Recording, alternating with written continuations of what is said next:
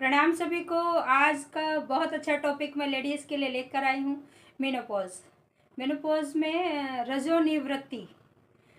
उस समय इसका सही समय क्या है, किस एज में ये होना सही है, और इसके लक्षण क्या हैं, और योग में हमें कैसे आराम मिल सकता है, आज ये टॉपिक मैं डिस्कस करने वाली हूँ। वीडियो को बिना स्किप किए हुए पूरा वीडियो वॉच कीजिए, तभी आप इसका बेनिफिट ले पाएंगे।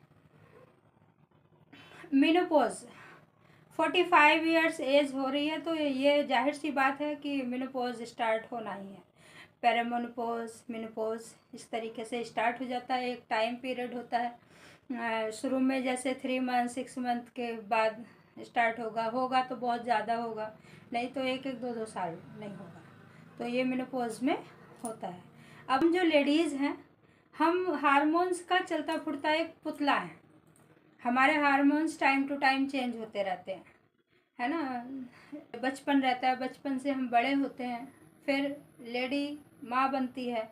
इस तरीके से बहुत सारी स्टेज लेडीज़ की लाइफ में आते हैं, महिलाओं की लाइफ में आते हैं, जब हमारे हार्मोन्स चेंज होते हैं। तो ऐसे ही एक स्टेज हमारी आती है मेनोपॉज। 48 से 52 के बीच में मेनोपॉज होने का सही समय है। इस समय में अगर होता है तो बहुत अच्छा है। 48 से पहले या 52 के बाद अगर होता है तो कुछ ना कुछ हेल्थ चैलेंज होता है। ऐसे समय में हमें डॉक्टर की सलाह ज़रूर लेनी चाहिए। और मेनोपॉज का कैसे पता चलेगा, क्या क्या सिम्टम्स दिखाई देते हैं, है ना। हमारे मूड्स चेंज होते हैं, मूड्स में बदलाव आता है, हॉट फ्लैश होंगे, पसीना आना, रात को पसीना आना, नींद ना आना, भूख ना लगना, चिड़चिड़ापन, ये सारी चीज़ें जो हैं, दिल में घबराहट होना, हृदय पीड़ा होने लगती है, शरीर में कंपन होना, ये सारी पीड़ाएं जो हैं शुरू हो जाती हैं। अब जाहिर सी बात है, घबराहट तो होती है। तो हम योग में क्या कर सकते हैं? आज मैं कुछ आसनों का अभ्यास कराऊंगी, कुछ प्राणायाम बताऊंगी जो आप रेगुलर बेसिस पे कर सकते हैं और अपने आप को स्वस्थ रख सकते हैं। उससे होने वाली जो पीड़ा है उससे थोड़ा सा हम बच सकते हैं। मेनोपॉज के दौरान योग से हमें बहुत सारे फ़ायदे होते हैं, जैसे तनाव, चिंता, इन सब से हमें राहत मिलती है। मांसपेशियों, जोड़ों में दर्द होना, इन सब से राहत मिलती है। मूड्स चेंज होना, है ना। इसके साथ साथ योग और हमारी क्या हेल्प कर सकता है, बढ़ती उम्र के साथ साथ जैसे बहुत सारी समस्याएं होने लगती हैं, ऑस्टोपोरोसिस, है ना, हड्डियां, अस्थि भंगुरता बोलते हैं इसको। जैसे आपने देखा होगा, गेट लकड़ी का दरवाज़ा लगा रहता है, उसको ऐसे खटखट करो तो अंदर घुन लग जाता है, जिसमें बीजन बोलते हैं, बीजने लगती है लकड़ी। तो ऐसे ही हमारी हड्डियों में भी ऑस्टोपोरोसिस हो जाता है। बाहर से पूरा सही दिखाई देगा, लेकिन अंदर से वो हो जाता है खोखला। तो उससे हमें इससे राहत मिलती है। उस समस्या में योग हमें बहुत राहत देता है। और हमारी मांसपेशियों की हानि, मांसपेशियाँ एक बढ़ती उम्र के साथ साथ हमारी मांसपेशियाँ भी वीक होने लगती हैं, तो उसमें योग हमारा बहुत हेल्प करता है। हार्ट से संबंधित जो भी समस्याएं होने लगती हैं तो उस परेशानी को भी कम करता है। योग हमारी भलाई के लिए एक समग्र दृष्टिकोण है। यह पूरे शरीर को प्रभावित करता है, जिसका अर्थ है कि शरीर की हर प्रणाली एक ही समय में प्रभावित होती है। मेनोपॉज के दौरान आमतौर पर महिलाएं एक ही समय में कई समस्याओं का, कई लक्षणों का अनुभव कर रही होती है। लक्षणों को एक साथ कम करने के लिए एक ऐसी गतिविधि की आवश्यकता होती है जो हर सिस्टम को एक समय में प्रभावित करती है, और योग इसमें मदद करता है। मेनोपॉज के समय 60% लेडीज ऐसी हैं जिन्हें हल्का पीड़ित होता है, हल्का पीड़ा होता है, लेकिन 20% लेडीज़ ऐसी हैं जिन्हें बहुत सारा सहन करना पड़ता है, बहुत सारी पीड़ा से गुजरना पड़ता है।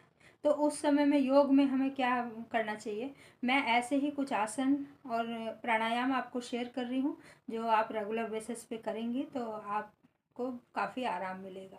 20% गंभीर लक्षण देखने को मिलते हैं, जैसे हॉट फ्लश होना, मूड्स चेंज होना, पसीना, रात को पसीना आना, नींद ना आना, मस्तिष्क संबंधी काफ़ी सारे लक्षण देखने को मिलते हैं।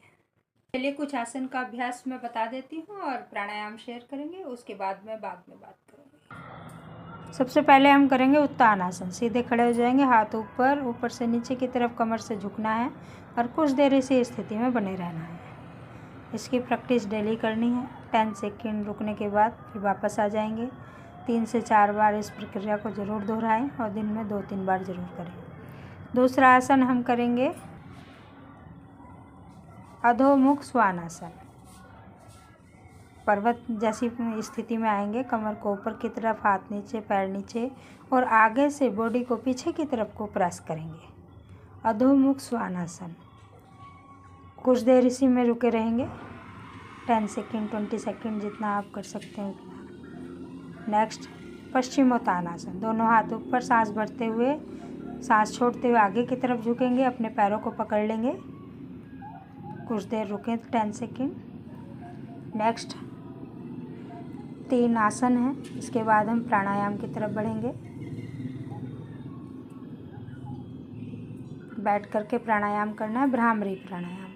दोनों अंगूठों को कान के अंदर रखना है और हमिंग का उच्चारण करना है, जैसे भंवरा गुनगुनाता है, ऐसी आवाज़ करनी है। 3 से 5 बार इस प्रक्रिया को करें, रिलैक्स मिलेगा।